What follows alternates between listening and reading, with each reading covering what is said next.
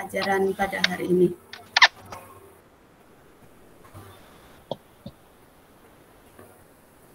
Marilah pendidikan agama Buddha kita mulai dengan bersama-sama memanjatkan parita nama Karapata. Arahang sama sambuddho bhagawa Buddhang bhagawantang abhiwademi swakato bhagawata dhammo dhammang namasami supatipanno bhagavato sawaka sanggo sanghang namami. Segala puji kami ucapkan kepadamu Tuhan Yang Maha Esa, Sang Tiratana. Pancarkanlah sinar kebijaksanaan-Mu kepada kami semua pada hari ini. Semoga berkah pancaran sinar kebijaksanaan-Mu, kami selalu baik dalam pikiran, ucapan, dan perbuatan badan jasmani. Semoga sinar Dhamma selalu menuntun kita semua dari kegelapan menuju ke cahaya yang lebih terang. Sadu, sadu, sadu. Namo Buddhaya. Namo Buddhaya. Ya. Namo Buddhaya. Saya screen dulu ya. Semuanya anak-anak sikap Anjali. Saya dokumenkan dulu. David, silahkan buka kameranya, nak. Karena mumpung ini sinyalnya lagi bagus, biar terlihat semua. Silahkan David. Semuanya bersikap Anjali. Saya dokumenkan dulu. Siap, 1, 2, 3. Ya, terima kasih. Selamat pagi semuanya. Selamat pagi, Bu. Ya. Bagaimana keadaannya? Sehat semua? Sehat. Sehat. Ya. Semoga selalu sehat semuanya ya, sehingga kita bisa melaksanakan aktivitas belajar setiap harinya dan bisa belajar dengan konsentrasi kalau ada kesehatan dalam pikiran, dalam ucapan maupun dalam tindakan. Untuk hari ini kita akan melanjutkan pembelajaran kita karena kemarin kita sudah menyelesaikan materi tentang hak asasi manusia dan kemudian dilanjutkan kemarin kita sudah melaksanakan PTS. Untuk hari ini kita akan melanjutkan materi kita yang bab ketiga mengenai agama Buddha dan kesetaraan gender. Ya. Di sini saya akan share screen. Nanti kalian bisa memperhatikan PowerPoint-nya, ya. Dan apabila ada yang belum jelas, langsung bisa ditanyakan. Enak ya? Ya.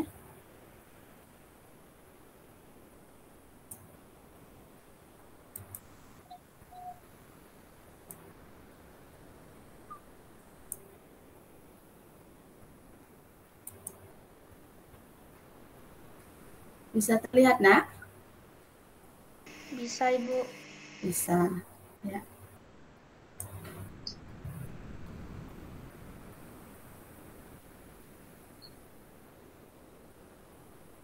Agama Buddha dan kesetaraan gender. Ya. Mungkin kalian pernah dengar apa itu tentang kesetaraan gender. Ya, kita bahas pengertiannya gender. Ya. Kata gender itu berasal dari bahasa Inggris yang berarti jenis kelamin. Ya. Artinya gender itu dari bahasa Inggris yang artinya jenis kelamin. Gender itu juga diartikan sebagai perbedaan yang tampak antara laki-laki dan perempuan bila dilihat dari segi nilai dan tingkah laku. Gender itu biasanya dipergunakan untuk menunjukkan pembagian kerja yang dianggap tepat bagi seorang laki-laki dan perempuan. Jadi gender sendiri adalah suatu konsep yang digunakan untuk mengidentifikasi antara perbedaan laki-laki dan perempuan bila dilihat dari segi pengaruh sosial dan budaya. Ya, itu pengertian gender. Kemudian dalam hal ini kita akan membahas tentang kesetaraan gender. Kesetaraan itu maksudnya kesamaan, ya, tidak ada perbedaan di dalam hal apa, tapi kalau di dalam jenis kelamin jelas berbeda antara laki-laki dengan perempuan, kalian pasti tahu, ya. Tetapi ini kesetaraan dalam hal apa? Nanti kita bahas, ya. Kesetaraan gender itu mengacu pada hak serta tanggung jawab dan kesempatan yang sama antara perempuan dan laki-laki. Jadi antara perempuan dan laki-laki itu mempunyai hak yang sama, ya, mempunyai tanggung jawab, ya, yang sama, tidak membedakan, ya. Tetapi kalau jenis kelamin tadi jelas membedakan. Tetapi kalau di dalam hak serta tanggung jawab itu ada perbedaannya, ya. Kesetaraan atau kesamaan di dalam hal apa saja di antaranya antara laki-laki dengan perempuan, yaitu kesamaan di dalam pendidikan. Jadi antara laki-laki dan perempuan sama-sama mempunyai pendidikan, ya, boleh mempunyai pendidikan, ya, boleh mendapatkan pendidikan. Jadi tidak ada pembedaan, tidak ada yang diutamakan laki-laki dulu, perempuan tak usah berpendidikan, tidak bisa. Dalam hal ini, dalam kenyataan ini, dalam kehidupan ini, pendidikan itu harus sama-sama dipunyai oleh seorang laki-laki dan perempuan.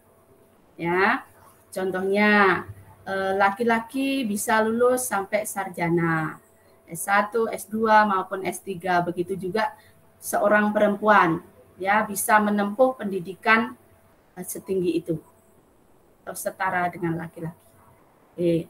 Kemudian kesetaraan juga di dalam perlindungan hukum. Seorang laki-laki dan perempuan juga mempunyai hak yang sama di dalam perlindungan hukum. Ya, contohnya melakukan suatu kesalahan dan kesalahan itu ringan maupun berat, ya ada perlindungannya. Bukan hanya seorang laki-laki saja yang dilindungi dari hukum, bahkan seorang perempuan pun ada perlindungan hukumnya apabila melakukan suatu pelanggaran atau kesalahan. Ya. Kemudian kesetaraan juga di dalam mempunyai kesetaraan juga di dalam jabatan.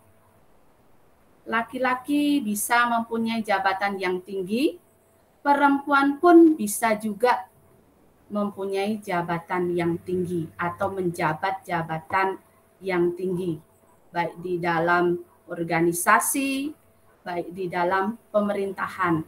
Ya, contohnya seorang laki-laki bisa jadi presiden, perempuan pun bisa juga jadi presiden. Kalau kita tengok sendiri, kita lihat sendiri, negara Indonesia, ya, pernah ada presiden perempuannya, ya, Ibu Megawati itu dulu, ya. Kemudian kesetaraan juga di dalam berumah tangga, ya. Laki-laki mempunyai tanggung jawab juga di dalam berumah tangga, ya, menyelesaikan pekerjaan rumah tangga. Begitu juga seorang perempuan. Semua pekerjaan tidak harus diberikan kepada seorang perempuan di dalam kehidupan berumah tangga. Harus adanya kerjasama antara laki-laki dan perempuan. Contohnya di dalam rumah tangga kita, ya. Kadang suatu waktu seorang ayah atau bapak bisa melakukan pekerjaan rumah tangga, membantu, kadang ada yang membantu menyapu, ya, mencuci, ya, dan pekerjaan yang lainnya yang bisa dilakukan oleh seorang laki-laki. Sebenarnya semua bisa melakukan, tergantung niatnya dari masing-masing pribadi. Ya, jadi semua pekerjaan itu bisa dilakukan oleh seorang laki-laki maupun perempuan. Begitu juga mungkin kamu dengan adik atau kakak kamu, ya, kamu bisa membantu di dalam pekerjaan rumah tangga. Jangan mentang-mentang seorang laki-laki tak mau pegang sapu, tak mau membantu mencuci piring atau baju, ya, dan lain sebagainya. Tetapi seorang laki-laki pun bisa melakukan seperti itu, seperti yang biasa dilakukan oleh seorang perempuan. Nah itu, ya. Jadi dalam hal ini di dalam berumah tangga pun mempunyai kesetaraan atau kesamaan di dalam hak maupun kewajibannya, ya. Nah, ini kesetaraan atau kesamaan yang dimiliki oleh seorang laki-laki maupun seorang perempuan. Di antaranya dalam pendidikan, dalam perlindungan hukum, dalam jabatan, maupun dalam berumah tangga. Ya, itu mohon diperhatikan anak-anak ya. Kemudian selanjutnya kita akan mengulas tentang status perempuan dalam agama Buddha. Ya, ini status perempuan dalam kaitannya kita sebagai agama Buddha. Ya, ada dua yang kita bahas, yaitu yang pertama kedudukan perempuan sebelum zaman Buddha. Ya, yang kedua kedudukan perempuan setelah adanya Buddha Dhamma atau setelah adanya Sang Buddha. Ya, kita bahas satu-satu. Ini kedudukan perempuan sebelum adanya Buddha Dhamma itu berhubungan dengan perempuan pada zaman dulu, ya, di India, karena kita agama Buddha, Sang Buddha sendiri berasal dari India. Ya, ini kaitannya dengan zaman dulu sebelum ada Buddha di India sana. Ya, kedudukan perempuan itu seperti apa? Bisa kita lihat satu persatu di sini. Yang pertama adanya diskriminasi dalam kasta. Diskriminasi itu maksudnya perbedaan yang sangat menonjol atau dikesampingkan. Dalam kasta itu garis keturunan. Karena zaman dulu itu orang-orang melihat keturunan atau kasta, di mana pada zaman dulu di India itu dikenal adanya kasta Sudra, ada Vaisya, ada kasta Brahma. Nah itu saling maksudnya ini ada perbedaan yang sangat mencolok, ya. Ada yang kastanya rendah atau keturunan rendah, kastanya sedang, menengah, dan kasta tinggi. Jadi terjadi diskriminasi di sini, ya. Kemudian perempuan tidak ada kuasa bagi dirinya sendiri. Maksudnya di sini sebagai seorang perempuan yang terlahir pada saat itu tidak mempunyai suatu kebebasan. Ya, kebebasan atau tidak bisa kemana-mana, ya. Maksudnya perempuan ini tidak bisa melakukan sesuatu hal, ya, harus ada batasannya. Kemudian yang ketiga, lahir sebagai perempuan ini hanya punya dua pilihan. Yang pertama menikah atau dikubur. Itu pilihannya seperti itu aja. Ya. Nah, menikah maksudnya sebagai seorang perempuan ya harus menikah. Setelah menikah melayani suaminya dengan baik, selalu di rumah. Begitu juga tak mau menikah, ini secara kasar atau ekstrimnya ya mati saja atau dikubur seperti itu ya. Tidak Maaf Bu Lili. Iya Bapak. Maaf Bu Lili, anak saya dulu. Iya Pak. Karena Bu Lydia juga Zoom sama. Iya Pak, iya Bapak. Ya. Saya minta maaf ya Bu Lili, anak-anak ya. Iya Pak. Terima kasih banyak. Iya Pak. Ya, Bu. Ya, terima kasih Pak. Ya, ya Pak. Selamat pagi Silakan. semua. Pagi Pak. Terima kasih Pak.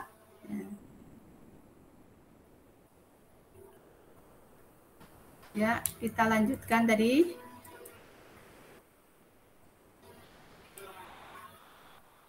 Lagi meeting. Ya.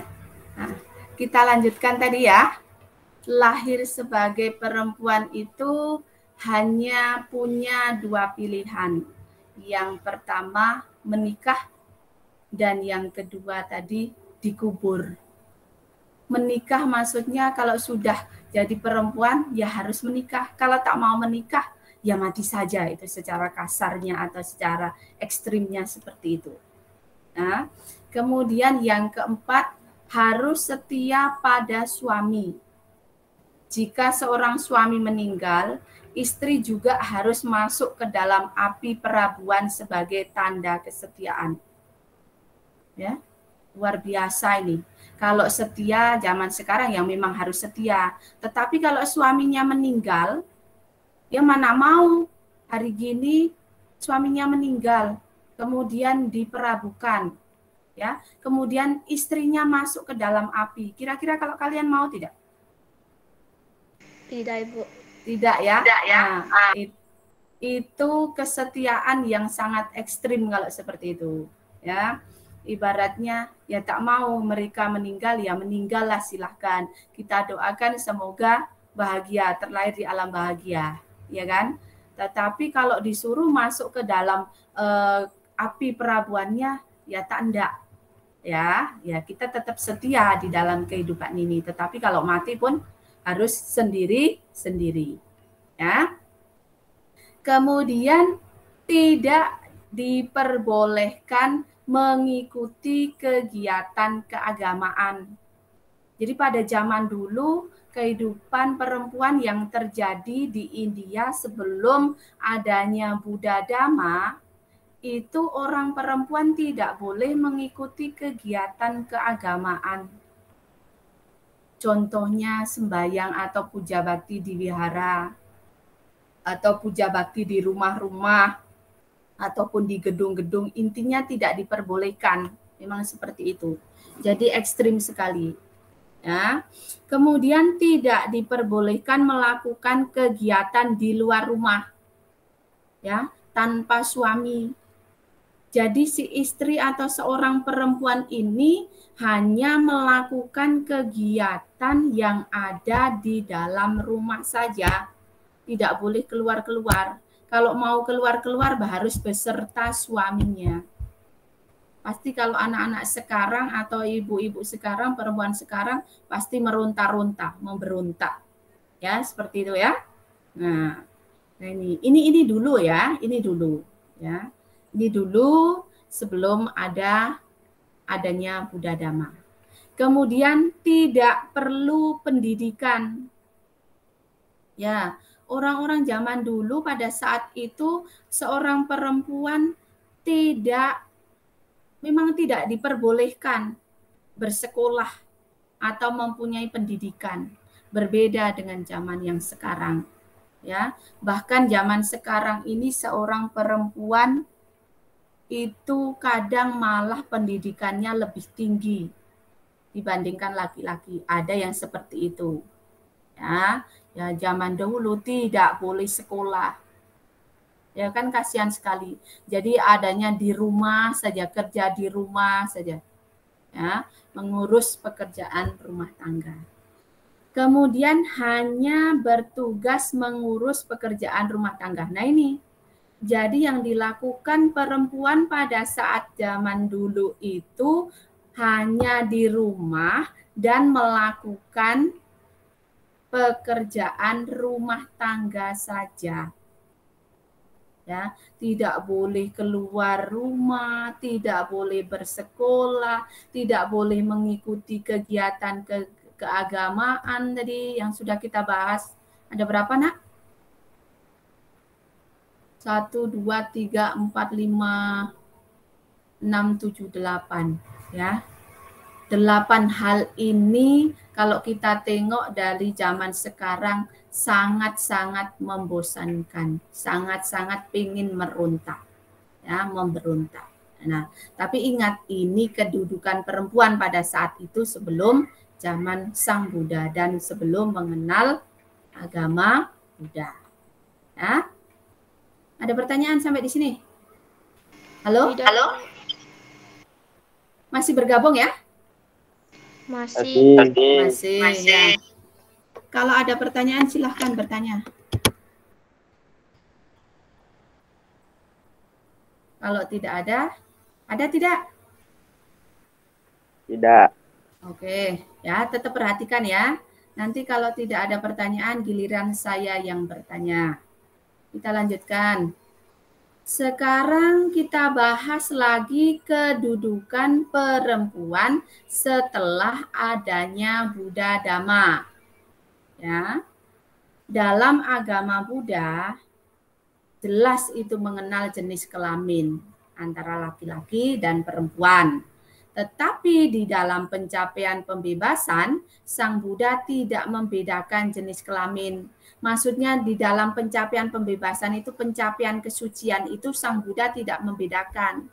Baik itu laki-laki, baik itu perempuan bisa mencapai pembebasan atau mencapai kesucian. Ya, bukan hanya seorang laki-laki saja. Tahu jenis kelamin, Nak? Tahu, Ibu. Tahu ya, bisa membedakan ya. Kalau Henry jenis kelaminnya apa? Henry, jenis kelaminnya apa? Halo Henry? Sabar Bu, sabar Bu. Jenis kelaminnya Henry sabar Bu. Jenis kelaminnya Henry apa Ri? Sabar Bu, sabar. Sabar lagi. Kalau jenis, Ada tamu Bu, ada tamu sabar. Berisik Bu. Kalau jenis kelaminnya si Helen? Helen? Matikan dulu Henry. Kalau si Helen, halo Helen, masih ada Helen? Iya, Bu. Ya, jenis kelaminnya kamu apa, Nak? Kan kita membahas gender nih. Perempuan, Bu. Perempuan. Tahu ya antara bedanya perempuan dengan laki-laki ya? Jelas harus tahu ya. Seorang laki-laki seperti itu bentuknya, modelnya, ya, jenis kelaminnya dan lain sebagainya. Begitu juga seorang perempuan, ya. Tetapi kalau di dalam agama Buddha ya jelas mengenal jenis kelamin itu jelas. Dalam hal mencapai pembebasan, Sang Buddha tidak membedakan jenis kelamin, baik itu laki-laki maupun perempuan, semuanya sama-sama bisa mencapai pembebasan atau kesucian. Ya, pencapaian kesucian dan kebaikan tidak didasarkan pada jenis kelamin, tetapi pada moralitas. Apa itu moralitas? Siapa yang tahu? Apa itu moralitas? Jadi kesucian yang dicapai seorang laki-laki maupun perempuan itu tidak didasarkan pada jenis kelaminnya seperti itu, tetapi didasarkan pada moralitas. Siapa yang tahu arti moralitas apa, Nak? Moral, apa moral? Halo? Masih ada? Halo anak-anak? Halo? Ya, Ibu. Halo, halo. Ya, apa itu moralitas, Nak? Ya, apa itu moralitas, Nak? Moralitas itu apa? Moralitas, moral itu etika atau sopan santun atau hal yang baik, ya, atau perbuatan baik, ya. Jadi orang mencapai kesucian itu bukan didasarkan pada jenis kelaminnya, ya, tetapi itu didasarkan pada moralitasnya atau kebaikannya dari perilakunya, dari ucapannya, dari pikirannya, ya. Moralitas, etika atau perbuatan baik atau sila, ya, ya. Itu. Jadi laki-laki dan perempuan ini memiliki hak yang sama dalam pencapaian pembebasan dan menjalani kehidupan duniawi dan spiritual, ya. Contohnya sehingga munculnya Sangha Bhikkhuni. Sangha Bhikkhuni itu apa? Sangha itu apa? Sangha adalah perkumpulan para biku. Kalau Sangha Bhikkhuni? Perkumpulan para biku yang perempuan. Perkumpulan para bikuni, ya. Itu zaman dulu, zaman Sang Buddha itu ada Sangha Bhikkhuni, ya. Selain Sangha Bhikkhu ada juga Sangha Bhikkhuni. Nah, ini bukti bahwa seorang perempuan juga bisa menjadi seorang biku, yaitu bikuni, ya. Nah, ini jadi tidak ada perbedaan, sama-sama bisa untuk mencapai suatu pembebasan atau kesucian, ya. Dan bahkan pada zaman dulu Sang Buddha banyak seorang perempuan yang mencapai tingkatan kesucian. Nah, itu buktinya bahwa di dalam agama Buddha itu kedudukan perempuan setara dengan laki-laki. Ya, buktinya adanya munculnya Sangha Bhikkhuni. Ya, tetapi kalau di dalam zaman sekarang ini Sangha Bhikkhuni, kalau menurut sekte atau aliran Theravada itu sudah musnah atau sudah punah. Jadi Bu, kalau perempuan kalau mau meninggalkan kehidupan duniawi, mau jadi apa Bu kalau tak jadi bikuni? Zaman sekarang ada yang namanya Atasilani, ya, atau Silacarini, ya. Beliau semua tinggalnya di wihara, ya, mengabdi terhadap agama Buddha yang pakai jubah putih-putih itu, ya. Tetapi kalau di aliran Mahayana dan aliran lain, bikuni atau biksuni itu masih ada. Ya, saya ulangi, kalau di aliran Theravada sendiri, bikuni zaman sekarang sudah punah. Ya, karena pada saat zaman dulu setelah adanya bikuni, ya, karena terjadi sesuatu hal sehingga mengakibatkan kepunahan bikuni. Sementara kalau untuk menjadi seorang bikuni itu harus ada ditabiskan oleh Sangha Bhikkhuni.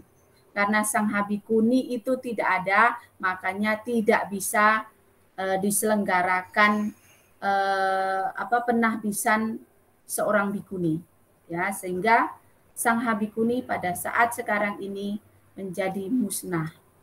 Tetapi tidak masalah, kalau mau meninggalkan kehidupan duniawi bisa menjadi seorang Atasilani atau Silacarini, ya. Tinggalnya tetap di wihara, cuma aturannya itu berbeda dengan bikuni, ya.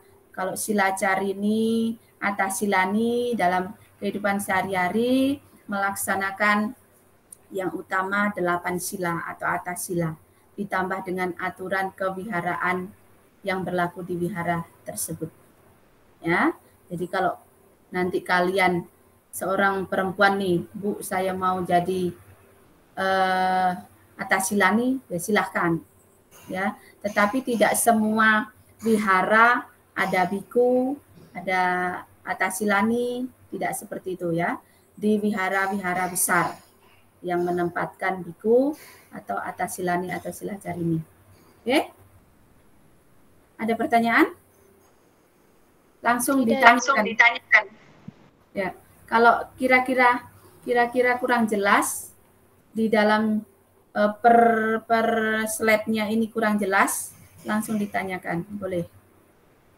Sebelum nanti berlanjut ke slide yang selanjutnya. Ada yang ditanyakan? Tidak, kalau tidak ada kita lanjutkan. Nih, status perempuan dalam agama Buddha itu bisa kita lihat kisah Raja Pasenadi dan Ratu Malika. Ya. Ini Raja Pasenadi ini mempunyai kekecewaan yang sangat besar. Di mana karena Ratu Malika ini melahirkan anak perempuan. Ya, sementara pada saat itu memang sudah turun-temurun. Ya, turun-temurun bahwa di negara India sana jadinya ada perbedaan antara laki-laki dengan perempuan. Ya, dia harus mengutamakan laki-laki. Apalagi ini anak seorang raja. Karena nanti selanjutnya yang akan meneruskan atau menjadi raja. Nah ini Raja Pasenadi sangat kecewa sekali karena istrinya melahirkan seorang anak perempuan. Dalam hal itu Sang Buddha mengetahui, ya, Sang Buddha mengetahui. Jadi Sang Buddha menasehatin kepada Raja Pasenadi dan Ratu Malika beserta orang-orang yang ada di istananya pada saat itu. Nasihat Buddha yang bijaksana ini berbunyi, bisa kamu perhatikan di situ, beberapa perempuan sungguh lebih baik daripada laki-laki. Berdasarkan dia, oh Raja para manusia, ada perempuan yang bijaksana, saleh, memperlakukan ibu mertua sebagai dewi dan hidup suci. Pada istri mulia seperti itu akan lahir anak yang gagah berani, seorang raja dunia yang akan memerintahkan kerajaan. Nah itu, ini nasihat Sang Buddha yang luar biasa. Jadi seorang perempuan itu adalah orang yang sangat berperan. Karena seorang perempuanlah yang melahirkan seorang laki-laki. Kalau tidak ada perempuan, bagaimana nak melahirkan laki-laki? Jadi jangan dianggap sepele.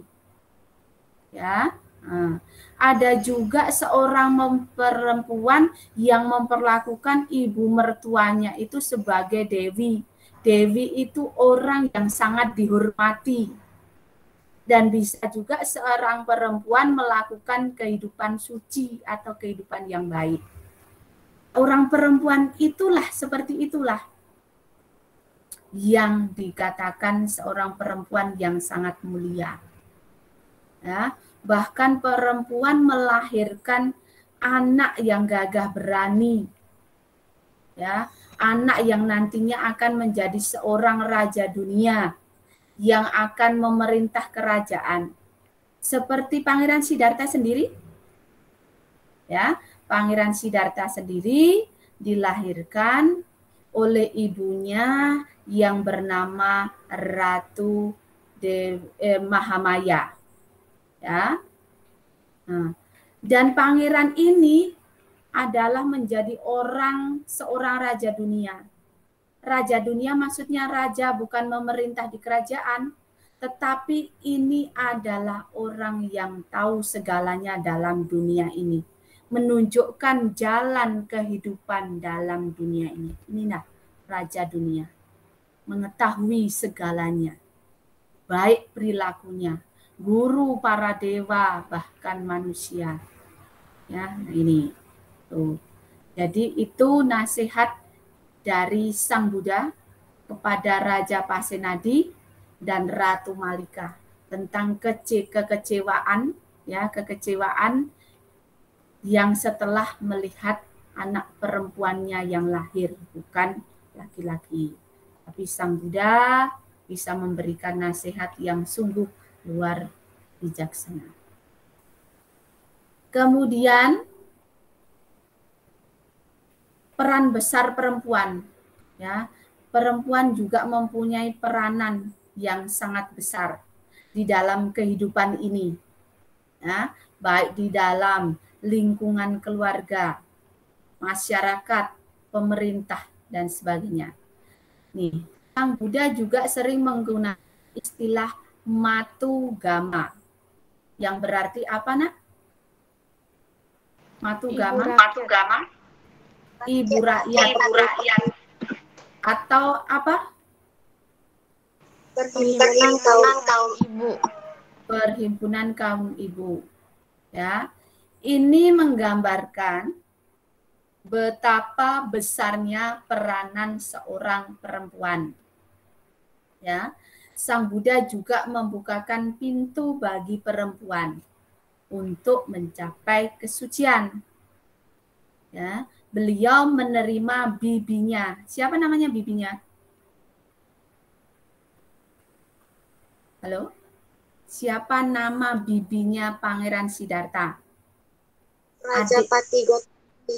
Ya, adik ibundanya ya, namanya Prajapati Gotami sebagai ibu tirinya. Ya, yang memasuki kehidupan Sangha. Dan akhirnya Prajapati Gotami mendirikan Sangha Bhikkhuni. Ya, Sangha Bhikkhuni kan diketuai oleh Prajapati Gotami ya. Gitu. Ketua dari Sangha Bhikkhuni, yaitu bibinya yang mengasuhnya ya dari kecil sewaktu ditinggal meninggal oleh ibundanya Pangeran Siddhartha, sehingga diasuh oleh bibinya yang namanya Prajapati Gotami dan akhirnya yang menjadi ketua Sangha Bhikkhuni atau kepala Sangha Bhikkhuninya. Itu. Ini peran besar perempuan. Ya. Kemudian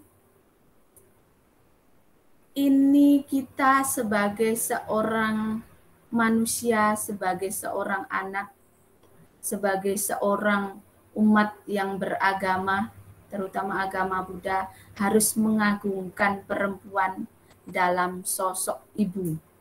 Ya, ibu ini memiliki jasa yang besar dalam kehidupan. Sehingga dalam agama Buddha, ibu menempati posisi yang sangat tinggi. Karena apa? Buddha selalu memberikan teladan dan nasihat tentang bagaimana menghormati orang tua, terutama ibu. Ya, jadi kita sebagai anak, ya, sebagai seorang manusia harus menjunjung tinggi sosok ibu. Seandainya dalam keluarga kita, bayangkan tidak ada ibu-ibu kita, bagaimana rasanya? Ya, karena ibu inilah yang sangat berjasa, yang sangat berperan di dalam kehidupan sehari-hari. Contohnya di dalam kehidupan berumah tangga saja. Yang menyiapkan sarapan pagi, ya, yang masak, ya. Sebentar ya. Kenapa harus dia? Terima kasih banyak ya.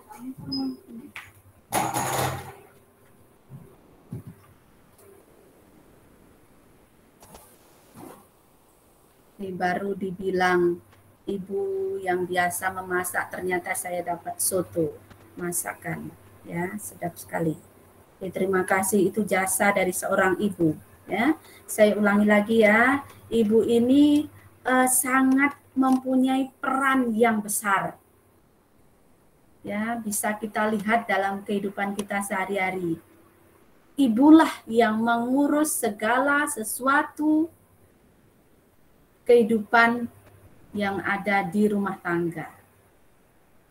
Ya, pagi-pagi harus bangun pagi, jam 4, jam 5, menyiapkan sarapan untuk anak-anaknya, untuk suaminya, untuk keluarga yang lainnya.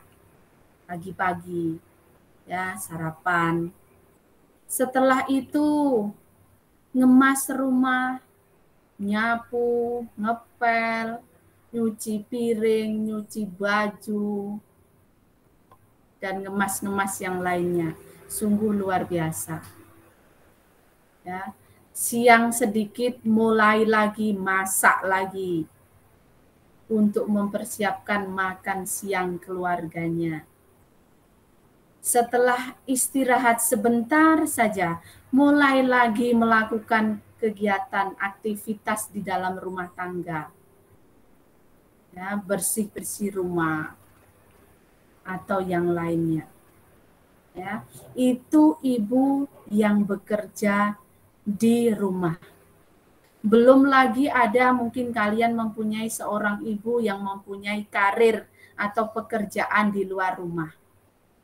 Tetapi beliau harus menyiapkan pekerjaan yang ada di dalam rumah dulu, baru bisa bekerja keluar dengan tenang. Makanya bangun pagi-pagi, menyelesaikan segala sesuatu, baru pergi bekerja. Mungkin ada yang seperti itu ibu-ibu kamu di rumah. Contohnya saya sendiri. Saya selain bekerja di rumah sebagai ibu rumah tangga, harus bekerja di luar, berkarir di luar. Berarti harus pandai-pandai saya menyiapkan segala sesuatu yang ada di rumah tangga dulu. Ya, makanya kadang ibu-ibu yang kamu bisa lihat ibu-ibu guru, kadang ada mungkin karena terlalu capek bekerja di rumah, ya, terlambat masuk, ya. Ada yang juga karena terbawa emosi capek, ada yang marah dan lain sebagainya. Ya, ingat, sadari. Karena kita ambil hikmahnya saja, kita ambil baiknya aja. Ibu itu sudah melakukan kegiatan pekerjaan yang ada di rumah. Nah, itu jasanya sungguh luar biasa. Sekarang bayangkan kalau seandainya tidak ada sosok ibu, bagaimana kita? Akan susah sekali. Siapa yang akan menyediakan makanan, ya, baju, memberikan kasih sayang, dan lain sebagainya. Ya, kami mohon semuanya saja yang masih mempunyai seorang ibu, tolong rawatlah dengan baik, jaga dengan baik, bantu dengan baik. Nah itu. Karena Sang Buddha sendiri selalu memberikan teladan atau nasihat tentang cara menghormati orang tua, terutama ibu. Karena ibu itu bisa sebagai renungan, karena ibulah yang melakukan jerih payah semuanya yang ada di dalam kehidupan rumah tangga. Luar biasa hebatnya. Bahkan ada juga seorang ibu yang mampu bekerja di luar rumah setelah melakukan pekerjaan di rumah. Begitu kuatnya beliau. Nah, itu ya. Dan ini calon-calon ibu, anak-anak perempuan yang ada di sini, kamu setidaknya ya jadilah sebagai sosok ibu yang bisa ditiru, ya, yang bisa diteladani oleh anak-anaknya. Dan semuanya anak-anak yang di sini, hormatilah ibu kamu, hormatilah orang tua kamu. Ini adalah sosok yang sangat berjasa bagi kita semuanya. Ya. Kita lanjutkan. ajaran Sang Buddha yang begitu revolusioner. Revolusioner itu membawa pada perubahan, menolak kehidupan berdasarkan kasta dan pandangan bahwa perempuan lebih rendah dari laki-laki. Itu ditolak oleh Sang Buddha. Jadi ajaran Sang Buddha pada saat itu membawa pada perubahan. Beliau menolak adanya kasta atau garis keturunan. Karena semua manusia derajatnya sama, haknya sama, kewajibannya sama, tanggung jawabnya sama. Ya. Tuh, jadi ditolak oleh Sang Buddha adanya kasta seperti itu. Ya. Dalam agama Buddha, kesetaraan gender sangat jelas dan dijunjung tinggi, termasuk kesetaraan. Kesetaraan itu kesamaan dalam pencapaian kesucian. Yang tadi sudah saya bilangkan, ya, bahwa baik laki-laki maupun perempuan bisa mencapai kesucian. Ya, baik dan tidaknya seseorang itu bukan dilihat dari jenis kelaminnya, tetapi dari moralitasnya, ya, atau silanya, atau etikanya, atau perbuatan baiknya. Ya, oke. Jadi siapa saja bisa mencapai kesucian, ya, bisa melakukan segala sesuatu, tidak ada perbedaan, tidak ada diskriminasi. Ya, oke. Terima kasih. Ada yang ditanyakan? Silahkan. Sebelum saya stop PowerPoint-nya ini, ada yang ditanyakan? Halo? Tidak, Ibu. Tidak, Ibu. Tidak. Kalau tidak ada, terima kasih. Saya stop dulu.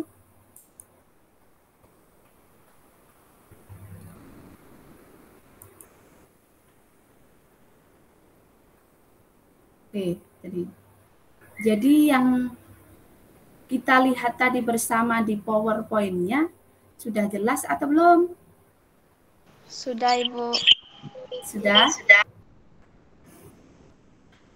Tidak ada pertanyaan? Tidak ada pertanyaan, Nak? Tidak, Ibu. Tadi kita sudah membahas tentang apa, Nak? Kesetaraan gender, Ibu. Kesetaraan gender, ya. Gender itu sendiri apa artinya, Rosandi? Halo, Rosandi, masih ada di tempat?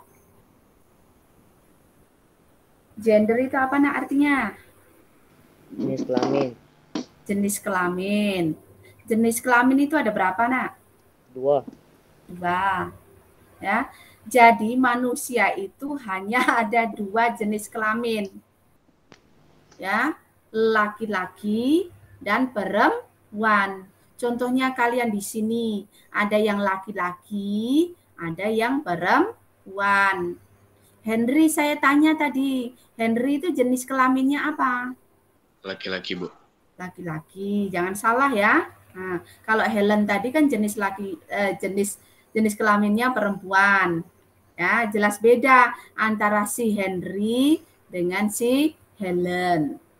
Ya, jenis kelaminnya, bentuknya, modelnya, bahkan pakai bajunya pun berbeda antara laki-laki dengan perempuan. Nah, itu ya.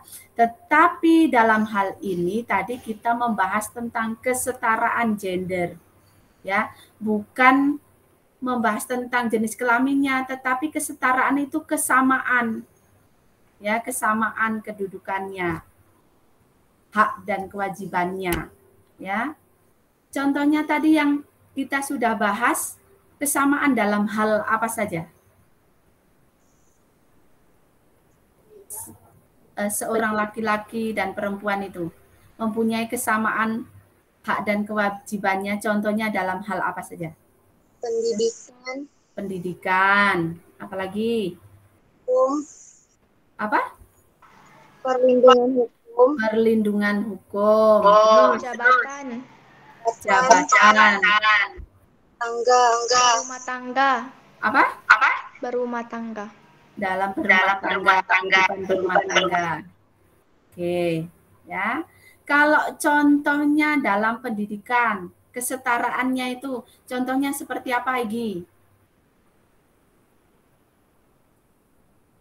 Contohnya seperti apa, Egi? Contoh kesetaraan di dalam hal pendidikan antara laki-laki dan perempuan. Contohnya seperti apa, Egi? Sama-sama belajar gitu, Bu. Sama-sama bisa belajar, iya kan? Sekarang sama-sama bisa memperoleh pendidikan ya? Iya. Ya, kalau zaman dulu, kamu ingat Raden Ajeng Kartini itu? Pelopor wanita itu kan? Ya, sebelumnya zaman dulu, beliau ini tidak boleh bersekolah, tetapi beliau ini memberontak. Ya, memutuskan itu tadi tentang hak dan kewajibannya. Nanti akan kita bahas tentang pembahasan selanjutnya tentang tokoh-tokoh kesetaraan gender, ya, tentang Kartini nanti, ya. Nah, ini sekarang kita lagi bahas tentang kesetaraannya dulu, belum tokohnya tadi. Ya, itu contohnya dalam segi pendidikan tadi ya, bisa sama-sama saling belajar atau memperoleh pendidikan. Contohnya anak-anak perempuan yang di sini, nanti tolong berpendidikanlah yang lebih tinggi. Nah ya, jangan hanya cukup lulus SMP. Kalau saya tengok pun kemarin yang lulus SMP, ada tak mau lanjut ke SMA. Dia berprinsip ngapain, saya kan perempuan, nanti saya kan akan dibeli sama laki-laki. Itu prinsipnya kuno sekali seperti itu. Ya, biarpun kita perempuan, ya, harus mempunyai pendidikan. Ya. Jadi kamu harus mempunyai cita-cita untuk sekolah yang lebih tinggi. Jangan hanya cukup sampai SMP atau SMA, setidaknya kamu pikir untuk kuliah. Ya kan? Baik S1, S2 maupun S3. Karena semakin zaman ke zaman, ijazah itu memang diperlukan ijazah yang lebih tinggi kan? Pasti ada pembedaannya kalau mencari kerja kan? Yaitu salah satu syaratnya sih. Ya, bukan jaminan, tapi itu salah satu syaratnya, itu salah satu yang mendukungnya. Karena mungkin orang itu akan percaya dengan orang-orang yang mempunyai pendidikan yang lebih tinggi. Ya. Nah, mungkin punya intelek atau kecerdasan atau kepandaian. Nah, itu ya. Sehingga anak-anak yang perempuan di sini harus mempunyai cita-cita. Saya harus belajar dan berpendidikan yang lebih tinggi. Semoga dari pendidikan yang lebih tinggi ini nanti saya mendapatkan kehidupan yang lebih layak daripada sekarang ini, kan gitu ya. Nah, mungkin dapat pekerjaan yang bagus dan lain sebagainya. Ya. Bukan pekerjaan-pekerjaan yang kasar. Contohnya sekarang aja jadi guru, itu syaratnya harus S1. Ya, jadi guru. Contohnya seperti saya ini kan guru ya, guru agama Buddha. Apalagi ngajar di SMP, SMA. Itu syaratnya harus S1. S1 setidaknya kurang lebihnya kita tempuh setelah SMA, kuliah 4 tahun. Kurang lebihnya seperti itu. Ya. Nah, itu syarat-syaratnya memang seperti itu. Itu dalam hal segi pendidikan. Dalam hal segi apa lagi? Perlindungan hukum. Perlindungan hukum, kita laki-laki maupun perempuan mempunyai hak di dalam perlindungan hukum. Ya, hak perlindungan hukum itu maksudnya di dalam pembelaan hukum. Jadi kalau kita mempunyai suatu kesalahan, itu tetap ada pembelaan. Ya, tidak hanya laki-laki aja yang dibela, seorang perempuan pun bisa dibela. Ya, di dalam hukum. Nah, kemudian apa lagi? Masih ingat lagi? Berumah tangga. Dalam berumah tangga. Sebelum berumah tangga dalam jabatan ya kan? Ya, jabatan. Jabatan contohnya perempuan bisa jadi menteri atau tidak? Bisa. Bisa jadi bisa jadi bupati atau tidak? Bisa. Jadi sekarang ini sudah banyak sekali seorang perempuan yang mempunyai jabatan yang tinggi. Bisa jadi camat, jadi lurah, jadi bupati, gubernur, ya, menteri, presiden dan yang lainnya. Ya. Mungkin bisa jadi kepala atau pimpinan dalam suatu perusahaan atau organisasi. Banyak, ya. Kemudian dalam berumah tangga pun gitu juga. Ya. Laki-laki, perempuan harus adanya kerjasama untuk menyelesaikan pekerjaan atau kehidupan yang berlangsung di dalam rumah tangga. Oke. Kemudian bukti apa Sang Buddha itu menjunjung tinggi tentang kaum perempuan atau martabat kaum perempuan? Buktinya apa? Sang Buddha itu mengangkat martabat kaum perempuan. Apa buktinya?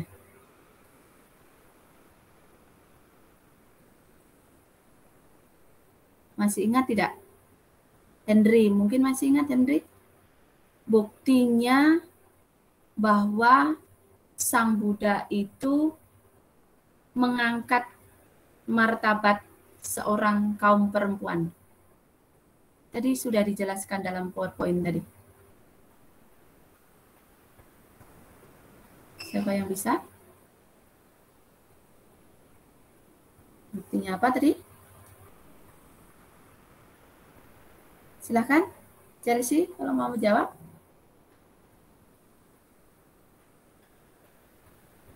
Maksudnya Sang Buddha itu mengakui atau mengangkat, ya, atau bisa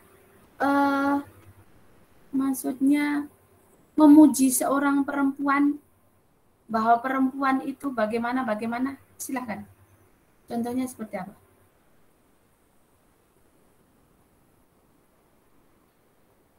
Yang tadi sudah dijelaskan di dalam PowerPoint tadi.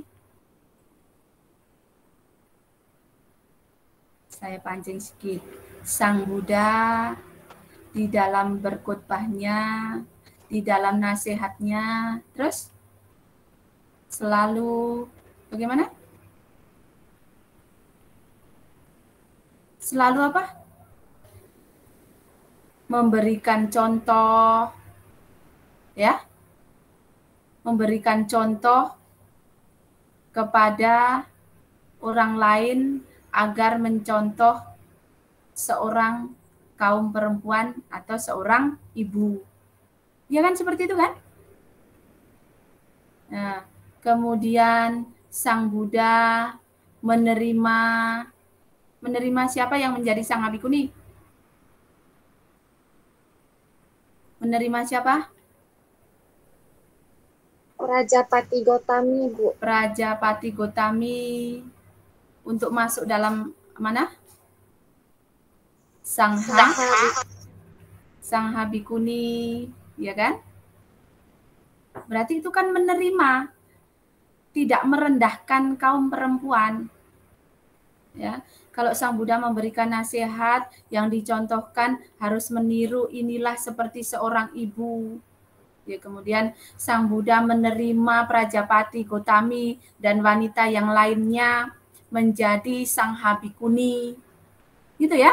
Nah, itu contoh-contohnya bahwa Sang Buddha sendiri bisa menerima atau mengangkat martabat kaum perempuan. Nah, itu. Ya. Nah, kemudian yang disadarkan oleh Sang Buddha tadi dengan nasihat yang bijaksana itu tadi, kisah dari siapa tadi, Nak? Kisah dari siapa? Raja Pasenadi dan Ratu Malika ya Ibu. Ya. Raja Pasenadi dan Ratu Malika.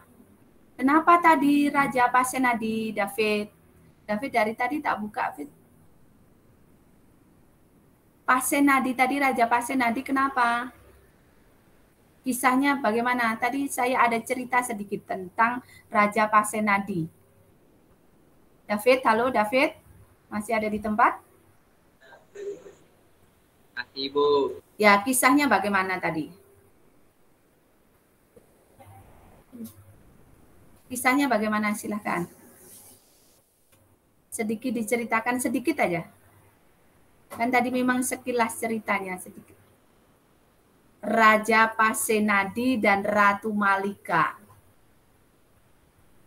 Apa yang terjadi pada saat itu?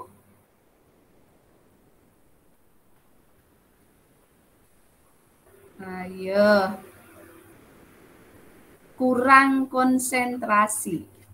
Kurang memperhatikan. Kalau tadi konsentrasi, memperhatikan, pasti sedikit saja bisa untuk menceritakan kembali. Nah kan? Atau siapa yang bisa? Saya Ibu. Ya, silakan. Raja Pasenadi kecewa karena melahirkan anak perempuan. Kemudian disadarkan oleh siapa? Ibu. Disadarkan oleh siapa? Oleh Buddha, Ibu. Buddha. Dengan nasihat seperti apa? Nasihatnya Dengan bagaimana? beberapa perempuan sungguh lebih baik daripada laki-laki. Berdasarkan dia, oh Raja para manusia, ada perempuan yang bijaksana, saleh, memperlakukan ibu mertua sebagai dewi, dan hidup suci. Pada istri mulia seperti itu akan lahir anak gagah berani seorang raja dunia yang akan memerintah kerajaan. Ya, luar biasa kan? Jadi jangan diremehkan seorang perempuan itu. Karena dari seorang perempuanlah yang melahirkan seorang putra yang sangat gagah berani. Bahkan seorang putra menjadi raja dunia. Itu seorang perempuan yang melahirkan. Ya, nah, contohnya seorang presiden yang melahirkan ya ibunya. Kalau tidak ada ibunya bagaimana? Gitu. Ya, jadi hati-hati dengan seorang ibu, harus kita jaga, harus kita hormati. Karena seorang ibulah yang sangat berperan. Ya, terutama kepada anak-anaknya. Jadi kalau anaknya sudah berhasil, sudah menjadi orang yang mantap, jangan sampai lupa kepada orang tuanya, terutama ibunya. Ya, Nak, ya?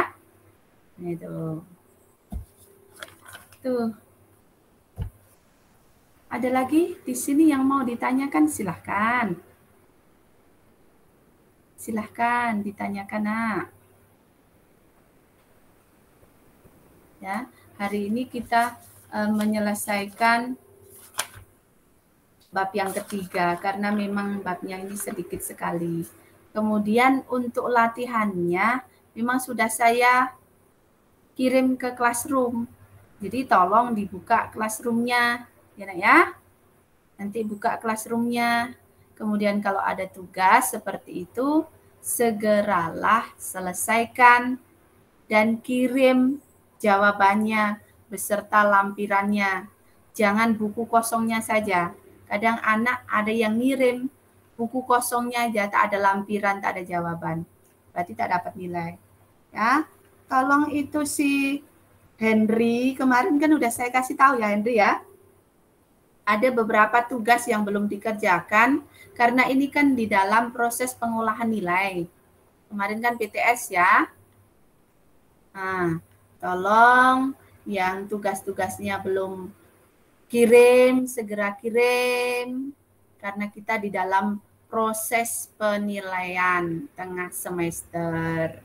Jadi setidaknya kan ada tambahan nilai. Ya, Nak, ya. Kamu mau nilai baik atau tidak? Ya tergantung dari kamu. Karena saya pun ngasih nilai baik atau tidaknya ya tergantung dari kamu. Kalau kamu rajin mengirim tugas, jawaban, ya, rajin ikut meeting, pasti ada penilaian yang baik untuk kalian. Ya, itu semua tergantung sama kalian kok. Enak ya. Henry, tolong yang tugasnya belum segera dikirim. Ibu. Jangan sampai lupa. Nanti kasihan kalau nilainya jelek. Apalagi sudah kelas 9 ya. Terakhir kalinya ini setidaknya mendapatkan nilai-nilai yang memuaskan, yang baik. Ya, kan untuk kenangan kita semua. Saya mengenang kalian ya baik. Kalian pun mengenang saya dengan baik, kan gitu ya.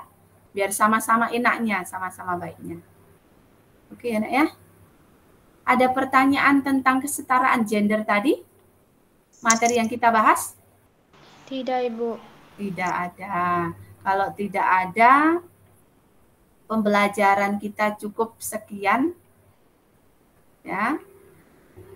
Tugas sudah saya kasih ke classroom. Nanti tolong buka, dikerjakan, dan kirim balik. Ya, kita akhiri pembelajaran hari ini. Semoga bermanfaat. Yang baik-baik, yang mengena, kita laksanakan dalam kehidupan kita sehari-hari. Ya, semuanya sikap Anjali.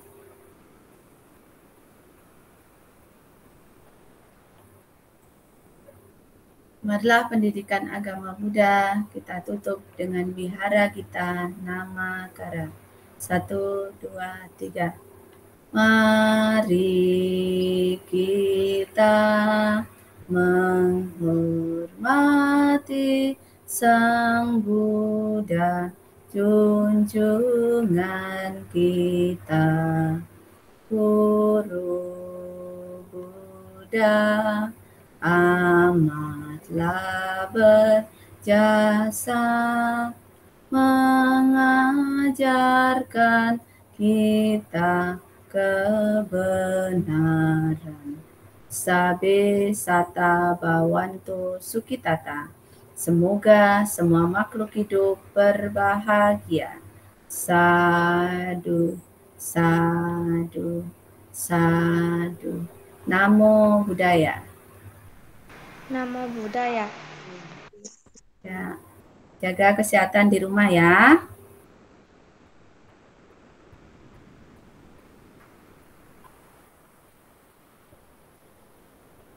Silahkan, boleh keluar nak.